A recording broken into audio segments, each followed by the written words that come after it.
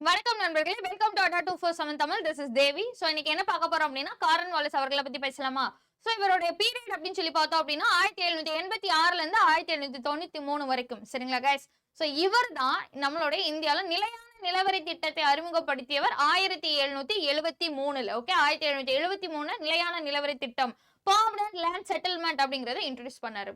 அதே மாதிரி Cornwallis என்ன சொல்றோம் அப்படின்னா, father of Indian civil service, இந்திய குடிமைப் பணிகளின் தந்தை என்று அழைக்கப்படுறோம். ஏன்னா இவரு நிறைய ரீஃபார்ம்ஸ் அப்படிங்கிறது கொண்டு வந்திருப்பாரு. சோ இதுல மட்டும் இல்ல, ஜுடிஷியலியும் ரீஃபார்ம், நீதித்துறையிலும் என்ன பண்ணிருப்பாரு, ரீஃபார்ம் அப்படிங்கிறது கொண்டு வந்திருப்பாரு. காவல்துறையிலும் என்ன பண்ணிருப்பாரு, ரீஃபார்ம் கொண்டு வந்திருப்பாரு.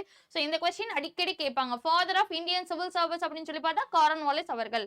சோ நெக்ஸ்ட் ஒரு இம்பார்ட்டன்டான விஷயம் என்ன அப்படின்னு சொல்லி பார்த்தோம் அப்படின்னா, ஸ்ரீரங்கப்பட்டினத்து உடன்படிக்கை, நம்ம துப்பு சுல்தானுடைய 3ஆம் ஆங்கிலோ மைசூர்வாருடைய எண்ட்ல என்ன பண்ணிருப்பாரு, ஸ்ரீரங்கப்பட்டினத்து உடன்படிக்கை அப்படிங்கிறது 1792ல போட்டிருப்பாரு கைஸ்.